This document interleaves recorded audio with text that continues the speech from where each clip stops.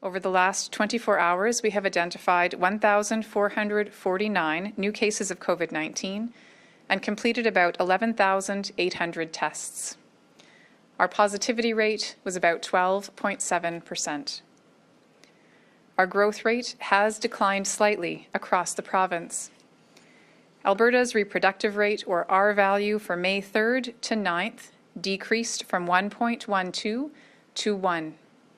The Calgary zone dropped from 1.16 to 1.06. Edmonton zone dropped from 0.99 to 0.96.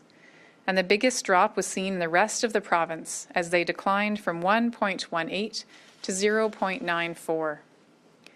These are positive signs that transmission may be starting to slow, although the Calgary zone is still quite high.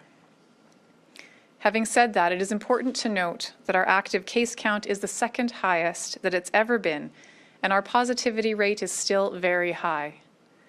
There are now 705 people in hospital being treated for COVID-19, including 163 in the ICU.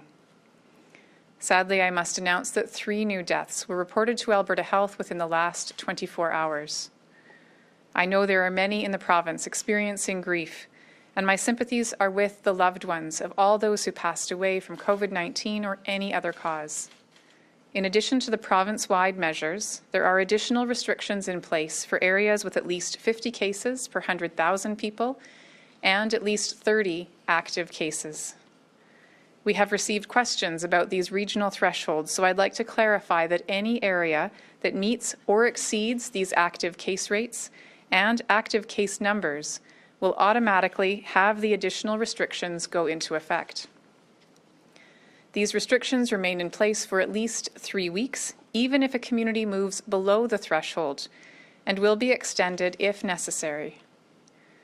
I know restrictions are never easy, even after more than a year of living with COVID-19. I also recognize they have many impacts on the lives of Albertans. Unfortunately, they are necessary to get this third wave under control and relieve the building pressure on our healthcare system. More than 255,000 doses of AstraZeneca vaccine has been administered in the province, which means there are more than 250,000 people with protection from infection and severe outcomes that they would not otherwise have had. However, based on global supply challenges, we do not know when Canada, and in turn Alberta, will receive additional doses.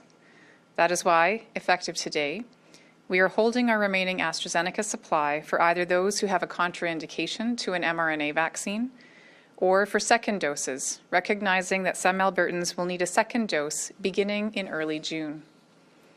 This means that all new first dose appointments, unless there is a contraindication, are being booked with the mRNA vaccines Pfizer and Moderna. We are receiving more than 230,000 doses a week of these vaccines. I know there are some questions about whether Albertans who received a first dose of AstraZeneca vaccine will be able to receive an mRNA vaccine for their second dose.